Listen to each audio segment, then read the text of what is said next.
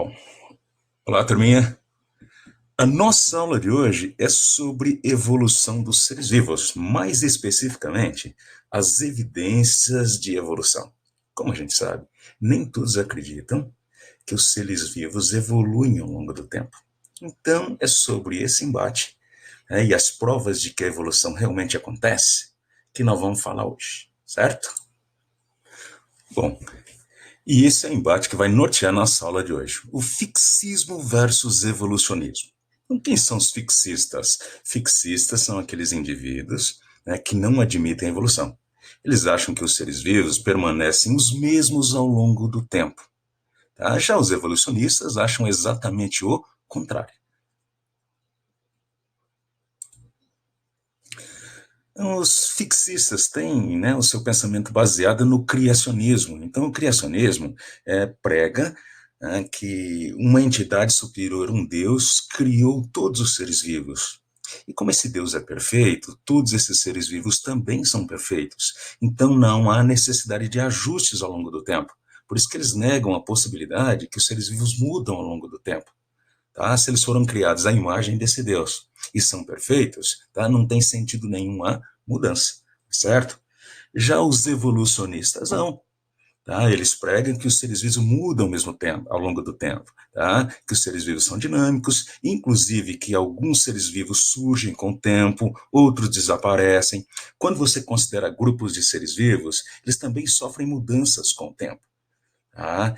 E é aí que a gente fala sobre as evidências de evolução. Então, é uma briga relativamente fácil de vencer, tá? Para o lado dos evolucionistas. Então, existem muitas evidências de evolução, provas de que a evolução realmente acontece. Inclusive, o que os cientistas pregam é o seguinte: existe uma dúvida muito grande sobre a origem da vida, sobre como os seres vivos surgiram no planeta. Mas não há dúvida sobre o fato de que os seres vivos só se mantêm no planeta graças à evolução. Tá? Então, dessas muitas evidências, muitas provas de evolução, vamos começar com a análise dos fósseis. O que são os fósseis? São marcas do passado. São marcas que seres vivos, que viveram há muito tempo, deixaram. Os fósseis mais importantes são de seres vivos que já não existem mais. Então, o que é um fóssil? Muita gente acha que um fóssil é um organismo totalmente preservado. E realmente isso pode acontecer, mas é muito raro. A maioria dos fósseis são só marcas, tá? E quanto mais antigas essas marcas, tá? Menores são os detalhes. E os fósseis mais clássicos que existem, gente, são os fósseis dos dinossauros, né? Então, muita gente se pergunta, os dinossauros ainda estão lá? Eles morreram e estão lá, preservados? Não, na realidade, tá? Existem vários fatores que contribuem para a formação de um fóssil. Então, a grande maioria dos seres vivos morrem, são decompostos totalmente e não deixa nenhuma marca, nenhum resíduo. Tá? Mas se um ser vivo morre e ele é soterrado, primeiro, a decomposição leva mais tempo, porque sem entrada do oxigênio, essa decomposição, esse apodrecimento vai ser desacelerado. Tá? E é por isso, inclusive, que os fósseis são encontrados em terreno sedimentar, em rochas sedimentares, porque para que haja a formação de um fóssil, normalmente precisa do processo de soterramento, característica do terreno sedimentar. Então, à medida que vai acontecendo gradativamente a decomposição, o apodrecimento, no lugar do corpo do animal, vai havendo a substituição por minerais daquele local. Tá? Então, o corpo do indivíduo, à medida que ele vai apodrecendo, ele funciona como uma forma, como um molde, tá? E o conteúdo dele vai sendo substituído por minerais. Então, quando você encontra, quando alguém encontra o fóssil de um osso de dinossauro, por exemplo, não é exatamente o osso que está lá preservado. São minerais que ocuparam o lugar daquele osso.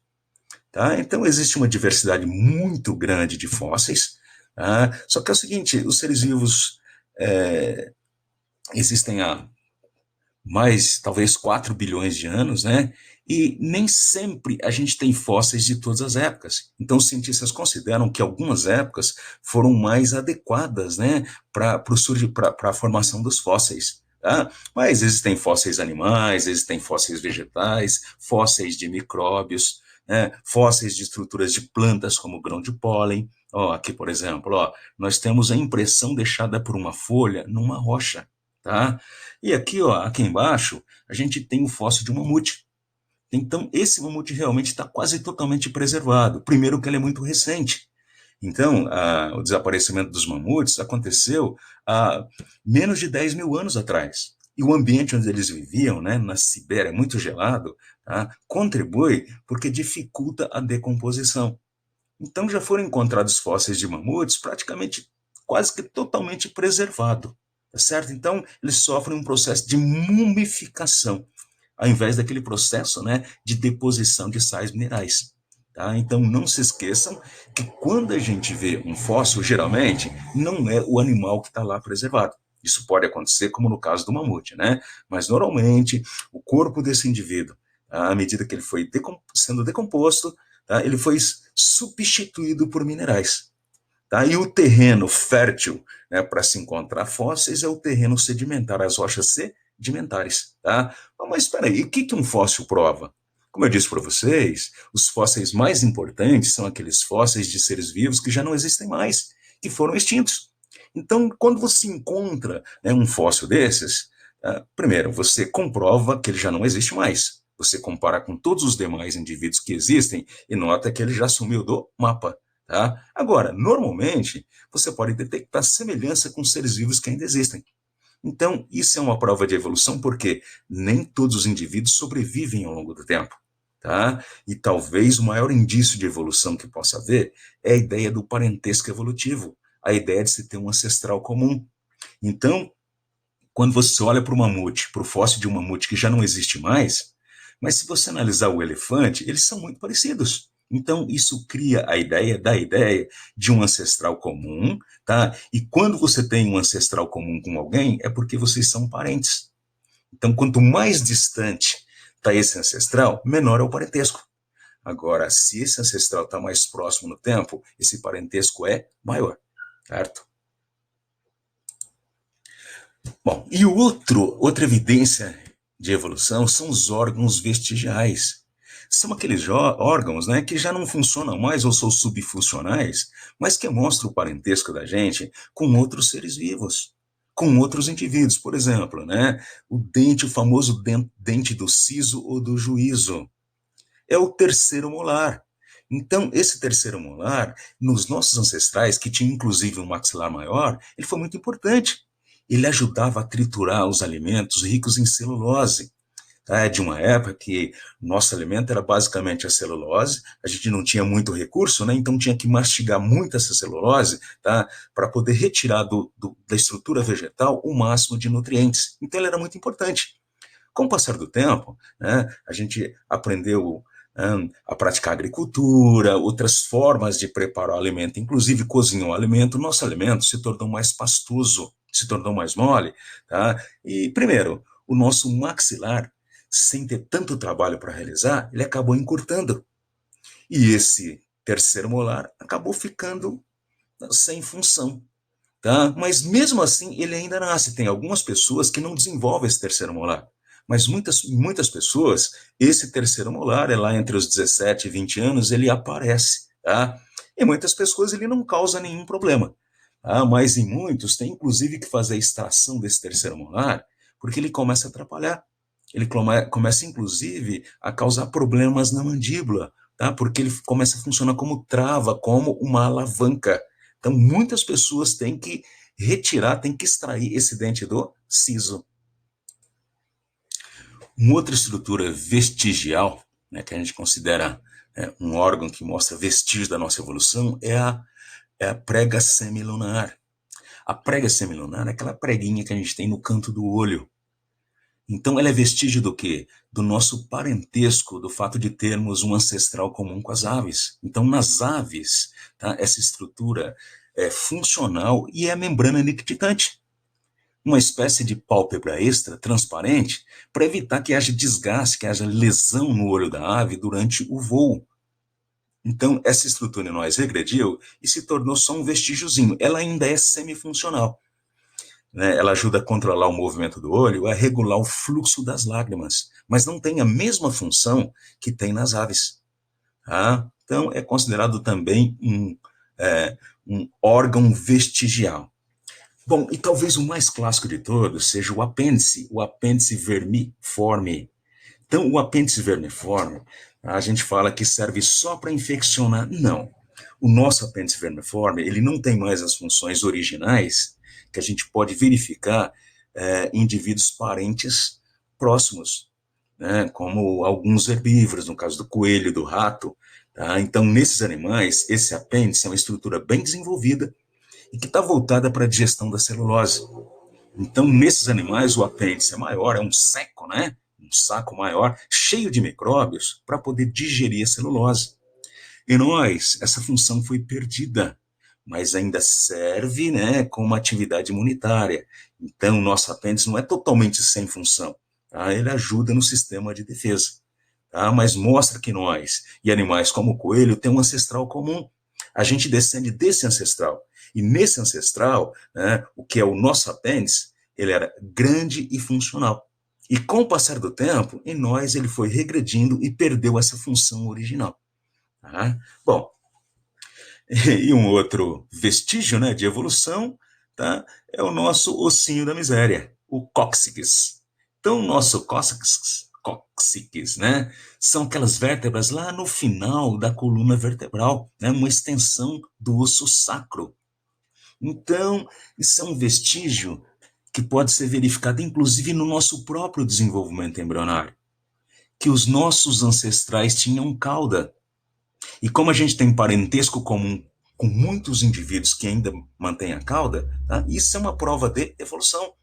Então, nós tivemos um ancestral em comum, né, com indivíduos que mantêm a cauda. E a gente sabe, né, que a cauda é um item muito importante para animais cordados, principalmente os vertebrados, cuja vida, cuja existência começou na água. Então, uma cauda para impulsionar o nado foi muito importante. Só que com o passar do tempo a gente acabou perdendo essa característica, tá? Mas muitos animais terrestres, inclusive, mantêm a cauda, tá? Então, quando você cair de traseiro, né, e sentir aquela dor, é um vestígio de que a gente, quer dizer, a gente não, né? Os nossos ancestrais tinham cauda. Então, o nosso embrião, até um determinado ponto do desenvolvimento embrionário, mantém uma cauda. E a partir de um certo ponto, né, há uma regressão e a gente perde, mas ficou ainda um vestígio. E outra prova de evolução é quando a gente compara o desenvolvimento embrionário dos indivíduos. Então, aqui, uma comparação do desenvolvimento embrionário em vertebrados. Então, esses indivíduos, olha, são as classes, você tem os peixes, répteis, né, e mamíferos. Notem, o homem, o macaco e o gambá, eles são mamíferos. Tá? Então, percebam, para todos eles, o início é o mesmo, a salouva ou zigoto. E as etapas iniciais do desenvolvimento embrionário são muito semelhantes. Mas, à medida que o indivíduo fica mais complexo, tá? Demora mais o seu desenvolvimento, demora mais a sua formação. Então, aumenta os estágios embrionários. Tá? E eles vão ficando cada vez mais diferenciados. Então, os indivíduos que têm um ancestral em comum há mais tempo, tá, eles têm um parentesco mais distante. Então, a coincidência das etapas do desenvolvimento embrionário é menor. Mas à medida que esse parentesco vai se aproximando cada vez mais, as etapas vão coincidindo mais. Então, se você notar que, olha, tá, o embrião, nesse estágio final do embrião humano e do macaco, eles são muito mais semelhantes, tá, do que inclusive com o gambá, que é mamífero também, mas não é um primata como nós. Então, a análise do desenvolvimento embrionário mostra, né, o nível de parentesco entre os indivíduos. E a gente não pode esquecer, se existe parentesco, é porque existe ancestral em comum. Então, essa ancestralidade comum denota a ideia da evolução, de que os seres vivos, né, surgem de um ancestral comum e, com o passar do tempo, de acordo com o ambiente que eles vão frequentando, a pressão ambiental vai tornando os grupos diferentes. Então, por isso, né, que a embriologia comparada é uma evidência de evolução.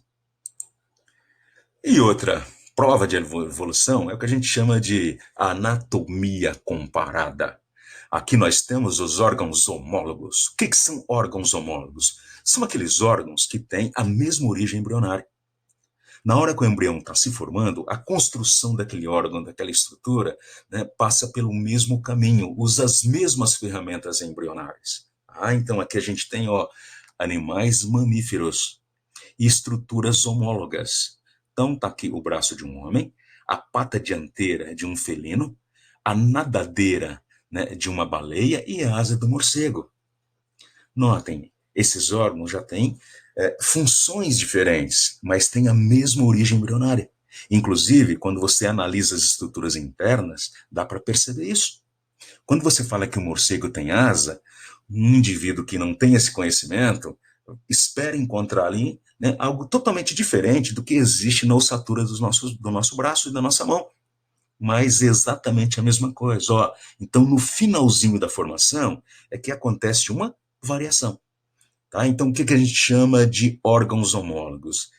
Eles têm a mesma origem embrionária. Não importa se a função seja a mesma ou não. Tá? Então, olha, o meu braço e o seu são órgãos homólogos. O nosso braço e do felino são órgãos homólogos e o mesmo se aplica na nadadeira da baleia e também, olha, tá? A asa do morcego. Então, a pergunta é, e por que os indivíduos diferentes assim têm a mesma origem embrionária para suas estruturas, para os seus órgãos? A resposta está aqui. Tá? É um fenômeno evolutivo que nós chamamos de divergência ou irradiação adaptativa. Tá? É aqui que a gente frisa ancestralidade comum. Então, todos os mamíferos que a gente conhece descendem de um ancestral comum, né, que deve ter surgido lá mais de 200 milhões de anos atrás. Então, esses indivíduos, durante muito tempo, eles ficaram confinados nos subterrâneos. É uma história muito legal sobre a evolução dos mamíferos. Tá? Mas quando eles puderam sair, né, eles começaram a reproduzir, começaram a proliferar, tá? E geraram uma quantidade muito grande de descendentes. E aí, gente, esses descendentes começaram a se espalhar pelo planeta. Começaram a ocupar ambientes diferentes. E ao sofrerem pressões ambientais diferentes, eles tomaram rumos evolutivos diferentes, resultando em grupos diferenciados de mamíferos. Espera aí, os grupos são diferentes, mas a origem é a mesma. Então mantiveram a origem embrionária, a mesma origem embrionária para suas estruturas, para os seus órgãos. Tá? Então, órgãos homólogos, tá, têm a mesma origem embrionária. Isso é decorrente de irradiação adaptativa. Mostra principalmente a existência de um ancestral comum para todo mundo. Ok? E tem também como evidência de evolução o que a gente chama de órgãos análogos. Aqui é o contrário. Os órgãos análogos, eles não têm a mesma origem embrionária. Se eles não têm a mesma origem embrionária, porque não são resultantes de uma ancestralidade comum. Então, tem que ficar bem claro que os indivíduos não são parentes próximos. Eles têm origens diferentes, mas por que eles se parecem tanto? Tá? Então, os órgãos, que a gente chama de órgãos análogos, eles têm as origens diferentes, mas têm a mesma função. E um exemplo aqui, você tem, né, a asa das aves e a asa de um inseto. Elas têm a mesma função, tá? Mas a estrutura é diferenciada. Enquanto, né, as aves têm as asas baseadas em ossos, tá? Você tem nos vegetais a estrutura de quitina, aquela estrutura de quitina que a gente conhece. Tá? Então, a origem embrionária é diferente, a estrutura interna é diferente, mas se presta a mesma função. Por quê? Bom, provavelmente evoluíram no mesmo ambiente, suportando a mesma pressão, ou seja, passando pelas mesmas dificuldades. Então, para preparar o nosso espírito, né, vamos fazer uma analogia. Vocês devem estar acostumados com aquela coisa de fazer prova, tá? E a escola é paranoica para você não colar. Então, nossa, tem professor que chega a tomar medidas extremas para o aluno não colar. Tá? Então, por que a escola toma tanto cuidado para o aluno não colar? A escola só toma cuidado para o aluno não colar quando eles estão fazendo as mesmas provas. Se as provas são iguais, quer dizer, se as questões são as mesmas, se as dificuldades, se os problemas são os mesmos, tá? As soluções são as mesmas. Então, se deixar você olhar na prova do seu amiguinho, tá? O que está escrito lá também é resposta para a sua questão. Então, traz esse pensamento para a evolução. Não importa de onde você venha, se você está fazendo a mesma prova, se você está no mesmo ambiente que o amiguinho, tá? As respostas são as mesmas, as soluções são as mesmas. Então traz isso para cá, ó. Dá uma olhadinha aqui, ó. Você tem um sapo, né? Um anfíbio. Você tem aqui um jacaré ou um crocodilo, né? Que é um réptil. E você tem aqui o hipopótamo, que é um mamífero. Olha, vocês já repararam nisso? Essa silhueta da cabeça aqui, ó, é ideal para você observar o ambiente e respirar, porque todos eles precisam respirar o ar atmosférico sem fazer muito alarde, sem fazer, né, sem dar muito, né, não fazer muita bagunça, não se fazer notar com muita facilidade. Tá? Uns porque são predadores, outros porque são presas. Notaram? Então, a dificuldade foi a mesma. Tá? O que, que tem aqui? A necessidade de olhar o ambiente do lado de fora e respirar sem aparecer muito. Tá? E aqui, gente, um exemplo um clássico, né? Que sempre está rolando no vestibular. Então, nós temos aqui três animais, dois deles que ainda existem, né? O golfinho, que é um mamífero. Cuidado para não confundir, o golfinho não é um peixe, o golfinho é um mamífero. Aqui a gente tem o tubarão, né? Que esse realmente é um peixe. E aqui nós temos um animal que já não existe mais. Então, esse animal aqui, né, a gente sabe que ele existiu porque foram encontrados fósseis bem preservados e, baseado nesse fóssil, os cientistas conseguiram, né, concluir o formato do corpo. Então, notem, são animais que não são parentes próximos. Mas esse formato de corpo tão parecido é porque, apesar das origens diferentes, evoluíram no mesmo ambiente, suportando a mesma pressão ambiental. Ou seja, fizeram a mesma prova, passaram pelas mesmas dificuldades. E aí você pergunta, que dificuldades seriam essas? Eles são predadores, predadores aquáticos. Se você quer ser bem-sucedido, aliás, se você quer sobreviver, você tem que ser rápido. Você tem que nadar atrás da presa. Então, aqui são necessárias algumas condições. Primeiro, não adianta ter uma pata dentro d'água. Essa pata tem que estar transformada em nadadeira. Essa nadadeira tem que ser musculosa, mas isso ainda não basta.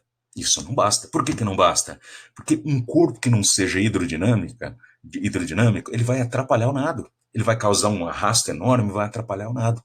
Então, ao longo do tempo, e nesses animais, houve uma seleção no sentido de sobreviver só os camaradas com uma hidrodinâmica favorável, um corpo hidrodinâmico, tá? Bom, e não é só a parte anatômica, não é o visual. Não sei se vocês notaram, mas tanto o golfinho, né, quanto o tubarão, eles têm o dorso escuro e o ventre claro. Imagina só que você é uma presa desses animais e você está por cima deles. Quando você olha para baixo, tá, como eles têm o dorso escuro, se confunde com o fundo escuro do mar. Agora, se for o contrário, se você é presa desses animais e está na parte de baixo, tá, você olha para cima e é claro. Então, o ventre claro permite que eles sejam confundidos com o fundo, né, claro do céu. Tá? Então, é isso que leva esses animais a, mesmo tendo origens diferentes, serem parecidos. Então, são os órgãos análogos. Ok? Olha um outro exemplo aqui, ó. Tá? Você tem o lobo marinho, uma foca, são mamíferos. Mas, como eu disse para vocês, são mamíferos que, de alguma forma, eles foram confinados no meio aquático. E não adianta nada uma pata dentro d'água, você tem que ter uma nadadeira. Então, nesses animais, é muito perceptível, né, tá, que as patas já foram convertidas em nadadeira. E o golfinho? O golfinho é uma ave que vive onde? Na Antártida. Tá? Lá naquele lugar gelado ou nos arredores da Antártida, não adianta nada você voar lá. O alimento está no mar, então você tem que aprender a nadar. Tá? Então, olha, você tem um mamífero, você tem uma ave e você tem um peixe. Eles foram selecionados no mesmo ambiente, né, passando pelas mesmas dificuldades. Então, seus corpos, né, acabaram apresentando uma anatomia parecida. E você pergunta, e de onde vem isso? Aqui também é um fenômeno evolutivo que a gente chama de convergência adaptativa. Não importa qual seja a sua origem, tá? Se vocês convergiram, se vocês vieram para o mesmo ambiente, olha, vão passar pelas mesmas dificuldades, vão fazer a mesma prova, ó, não importa a origem. No mesmo ambiente, estão com os mesmos problemas, portanto, né, as soluções são as mesmas. Então, não se esqueçam, órgãos homólogos, eles têm diferentes origens embrionárias, mas se prestam às mesmas funções. Surge de quem? Da convergência adaptativa. Ok? O que é convergência adaptativa? Quando os indivíduos, mesmo com origens diferentes, evoluem no mesmo local, no mesmo ambiente. Bom, e por último, uma evidência muito eficiente, mas que é muito recente. Há pouco tempo, os cientistas aprenderam a usar a bioquímica comparada, tá, para poder medir a evolução. Então, a gente não pode esquecer, né, que as proteínas são as ferramentas da vida. A vida é manifestada a partir de proteínas. São as proteínas que constroem os seres vivos e os colocam para funcionar. Cada atividade que acontece no corpo de um ser vivo é obra de proteínas. Tá? Bom, só que a gente sabe também que as diferentes proteínas que desempenham as diferentes funções têm receitas. Cada proteína tem a sua receita. E essa receita está contida onde? Está contida no DNA. Então, essas letrinhas do DNA, as bases nitrogenadas, os nucleotídeos, elas escondem, né, em forma de código, as receitas das proteínas. Então, ao longo do tempo, a gente aprendeu, tá, que o DNA tem receitas de todas as proteínas, mas não fabrica nenhuma proteína sequer. Ele não coloca a mão na massa. Ele passa a receita para o RNA, e quem vai fabricar as proteínas, tá, é o RNA. Então, se os indivíduos são muito parecidos, é porque eles têm proteínas parecidas.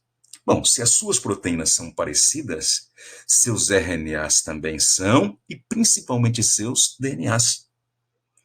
A gente não pode esquecer que os indivíduos que são da mesma espécie, tá, através da reprodução, que mantém o fluxo gênico, faz com que essas letrinhas fiquem, de certa forma, homogêneas. Elas são mantidas muito próximas ao longo do tempo. Mas à medida que os indivíduos formam grupos diferentes, se eles tomam rumos evolutivos diferentes, tá, essas letrinhas também vão ficando diferentes. Então, quanto mais distante o parentesco entre dois grupos de indivíduos, mais diferença a gente vai encontrar nessas letrinhas, tá, nos nucleotídeos das bases nitrogenadas. Agora, se os indivíduos têm um parentesco mais recente, então você espera encontrar também uma quantidade maior de nucleotídeos de bases nitrogenadas em comum. Então, quanto mais distante a ancestralidade, tá, mais diferentes vão ser os seus DNAs, RNAs e proteínas, tá certo?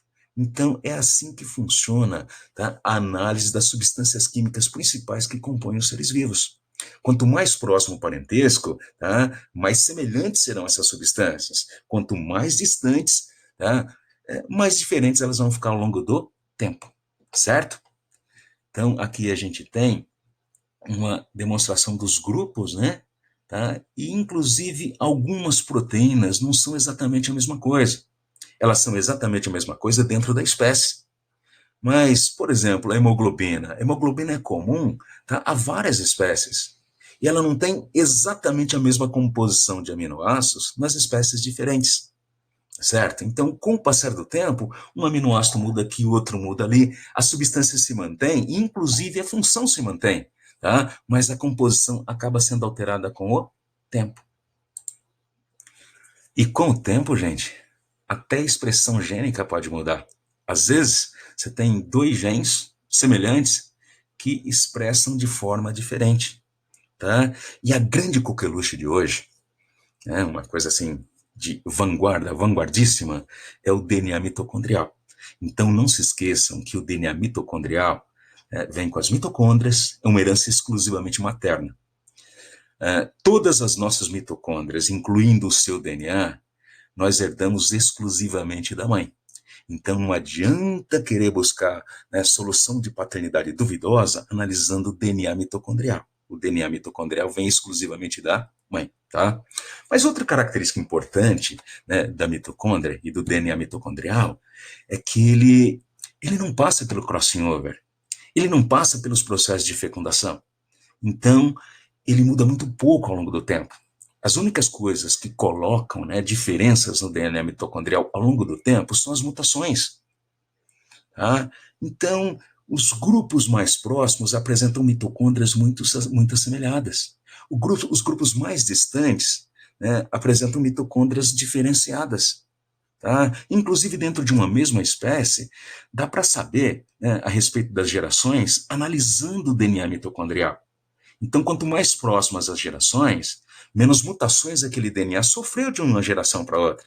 Agora, quando você tem uma geração muito distante, tá, se acumularam mais mutações, então esses DNAs mitocondriais são diferentes. Então, se comparar o DNA mitocondrial de uma mulher com o DNA mitocondrial da sua mãe e da sua tataravó, a gente vai encontrar muito mais diferenças entre o DNA mitocondrial dela e da tataravó do que dela para sua mãe. Certo? Então, hoje, uma ferramenta muito importante, tá? Inclusive para outras coisas, não só como evidência de evolução. Ok, turminha? Então, essas são as principais provas de que a evolução realmente acontece, tá? Então, fica fácil derrotar, fica fácil dar um banho, né? No pessoal que defende as ideias fixistas, ok?